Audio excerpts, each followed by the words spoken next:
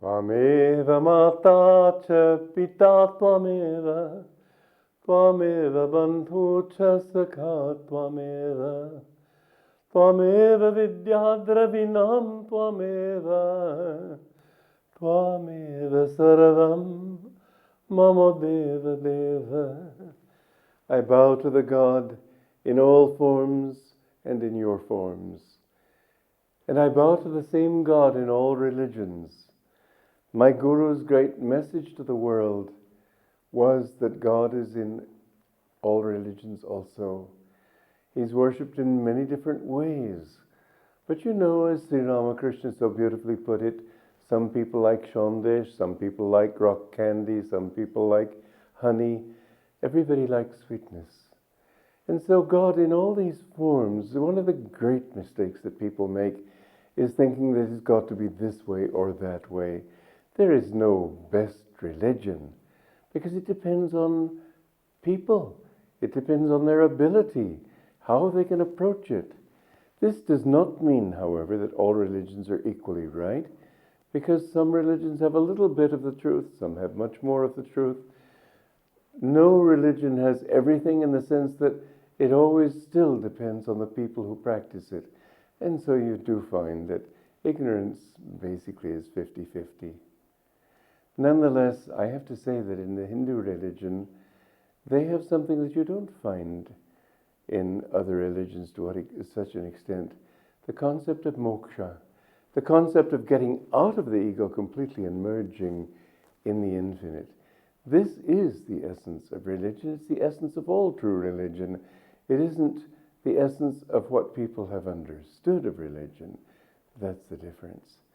My Guru's mission was particularly to show the oneness of the Christian religion, the teachings of Jesus Christ, as he basically and originally taught them, not as they're taught in the churches, but as he brought it. And the original teachings of Krishna in the Bhagavad Gita. And he showed through his writings how these two scriptures basically teach the same things. The ideal of Christianity is not just getting to heaven. You know, when Jesus talked of heaven, he was not speaking of an astral paradise. You will see again and again, he said, heaven and earth shall pass away, but my word shall not pass away. The astral paradise, even that's temporary. Ultimately, everything merges back into God. And usually, when he used the word heaven, he meant that state of absoluteness beyond all manifestation.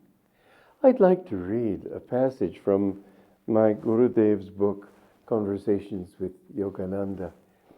And this is number 46. I inquired of him once, do many Christian monks and nuns attain high spiritual levels? Well, the answer to that, even if it was Hindu or any other religion, would have to be no, because as Krishna says, out of 1,000 one seeks me, and out of many who seek, maybe one here and there knows me as I am. Nonetheless, his answer was particularly interesting. He said, very few of those who do, moreover, almost none, reach the heights achieved by the great yogis of India. Now, the reason for that is that they aren't given heights to aspire to. As he went on to say, monks and nuns generally find inner peace as a consequence of their renunciation. Christian monastics, however, are not encouraged by their orders to seek spiritual realization. Few reach it, therefore, unless they were born with already very good spiritual karma from the past. It is wonderful to see that certain saints in the Christian religion have achieved that state because they were born with that karma and because their religion is a true religion. The problem, my Guruji went on to say, is the approach in those monasteries is negative. It is what I call the bullock cart method of seeking God, plodding along with earnest petitions for redemption, but without any understanding of how one can assist in the process. Kriya Yoga, by contrast, is the airplane route, for it teaches the seeker how to withdraw his energy into the spine, and then to direct it up the spine to the brain. By following this inner route, one cooperates with the way divine grace actually works. In this way, one can achieve realization much more quickly. You see, when you just pray for grace, but don't know how to go with it, you can ask for grace and not even, it's sort of like not knowing where the door is. As one person came to him once, many years ago, and asked him, he said, I have my own path of Bhakti Yoga. Yogananda said, that's very good, but you see, you've been like somebody in a room for 20 years looking for the door, but trying to get out through the wall and through the ceiling and through the floor. Kriya Yoga only shows you where the door is. That door is the spine. And so he said you can achieve realization much more quickly. That's why the great yogis of India achieve such great heights. I mean, inconceivably great. From these words and from others that I heard from my master occasionally, I came to understand that Orthodox Christian monks and nuns, by their concentration on attaining perfection outwardly by such matters as comportment, miss the true point of the spiritual path, which is to seek deep inner communion with God. Even the practice of kneeling, though an outward gesture of humility, prevents the inward withdrawal of energy and consciousness from the senses. This obstacle can be overcome by intense devotion and may in fact help to fan an attitude of humility, but it poses an unnecessary obstruction to the inwardness so necessary to divine contemplation. Western monastic discipline approaches the question of perfection by suppressing one's natural inclinations. This may sometimes be correct if the inclinations are harmful, but only if it is balanced by directing one's aspirations also positively toward bliss. Bliss, on the other hand, is no mere mental concept. It is God's very nature. We must cooperate with bliss and not merely pray that it be given to us. We must not hope to be its merely passive recipients. Indeed, we should pray with bliss. Suppression, even of wrong desires, can easily result in blocked energy. How many pitfalls there are on the spiritual path. Most of them the ego itself digs. Few spiritual aspirants in either west or east shine with that radiant inner glow which comes from the actual experience of divine love and bliss. And so you find that so often in religion, people consider their religion a matter of outward actions, outward behavior. I remember I went to a monastery. Actually, I stayed in a Catholic monastery for 6 months. It was a lovely experience. It was an inspiring experience, but it wasn't my path. And I remember going to this monastery, and there was this nun who met me there, and she talked with this hushed reverence, and she said, over there we pray to our Savior. And just around then, the priest who was their confessor came with a box of chocolates. And it was so funny. I never heard a more girlish giggle of delight than when she saw these chocolates, altogether genuine, as opposed to this hushed reverence. Listen, when you're religious, be genuine. When you love God, just don't say, oh God, I love you. And when in the back of your mind you're thinking about all the other things that you have to do when you get out of your meditation, be frank with him. If you don't love him, tell him, I don't love you, but I want to know. Be sincere. And if you want to seek God, then you must be obedient. You can't just say, I will choose my own way. I remember when I came to my guru, he asked me to give him my unconditional obedience. Well, nobody ever asked that of me. Nobody ever asked me obedience. In fact, I was a bit of a rebel. But I had faith in him. reading his autobiography of a yogi, I just knew this man has what I want. And so, still I was desperate to be accepted as a disciple. There was nothing else in the world that I wanted. And yet I had to be honest. So I said, but sir, if I think you're wrong sometime, how can I give you my obedience? He said, I will never ask of you anything that God doesn't tell me to ask you. I said, in that case, yes, I give you my unconditional obedience. And I lived by that. I did my best to always submit my will to his guidance. And I found something marvelous came of it. You know, there was one disciple who told me, well, I don't believe I should be just completely obedient to him because I have to develop my own will. Otherwise, I will become weak-willed. And I mentioned this to Master, just not as a snoop or reporter or anything, just to ask what his opinion would be on a statement like that. And he said, but he's not free. He's following his own whims and fancies. You find freedom when you do God's will. Then he mentioned his most advanced woman disciple, Sister Gyanamata. And he says that some people said to her once, why are you always doing his will? You have your own will. You should do your own, go your own way. And that's the way to become strong. And she said, well, she was an old woman. She said, don't you think it's a little late to change? She said, but I also have to say that I have never been so happy as I have been since following his will.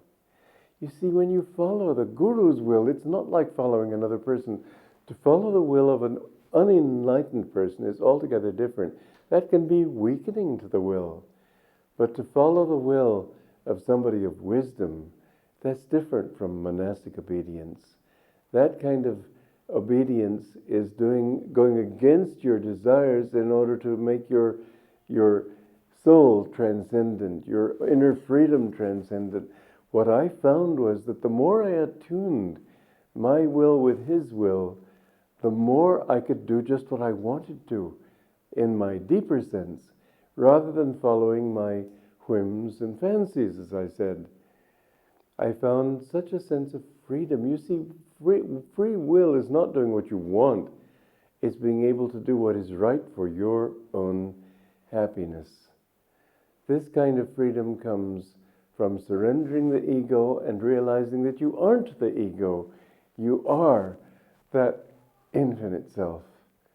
You and God are one. You know, the gurus never go according to their separate will. They always... the freedom of will, in other words, doesn't mean being able to do something that is totally unpredictable. It means rather the ability to always follow the divine will. That's why the life of Jesus Christ, for example, was predicted long before he lived. His death by crucifixion was predicted long before he was even born. He didn't have to go through that. He himself said, if I wanted to, I could ask of my Father a legion of angels and they would come and save me from this death. But it is not his will. To be able to do that will is not to be independent of God, to be completely subservient to God. My Guru went through many tests in his life. There was one time when, in taking the karma of his disciples, he had to go through a prolonged illness, as many gurus do toward the end of their lives. And there was a woman who was summoned to help him as a nurse. She was a very materialistic person, atheistical, who resented, had nothing but contempt for what we represent in our teachings. He had to be moved physically. He couldn't move himself. But she moved him in such a way as to just, without any care for his feelings, for his comfort, just sort of roughly turning him.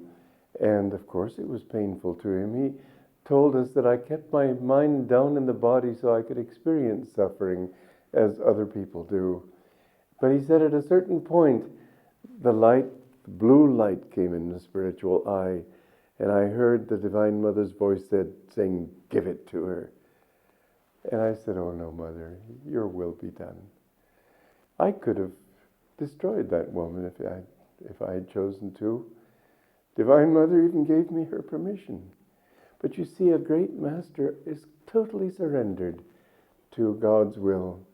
People ask me sometimes about the miracles he performed. Yes, he did perform miracles, but what greater miracle than that? To just be totally surrendered to God's will. To know that you can do it differently, but still say, "Mother, whatever you want." The song we're going to sing is called Cloisters, and it's a song I wrote in the Christian mode, but it's also to help to bring you out of the old Gregorian style into a more modern kind of consciousness. So, as you'll hear, in the end, it doesn't end on a tonic, as songs usually do. I am yours, ever yours, will you come? And it takes you off into the infinite. I hope you like this song. God bless you. Long I've called you, my Lord, long I've called you. Many years I have longed for your sight. Bathed the darkness with tears of devotion, offered candles in prayer to your light. How much longer, friend, must I cry your name? I am yours, ever yours, will you come? Long I've called you, my Lord, long I've called you. Many years I have longed for your sight.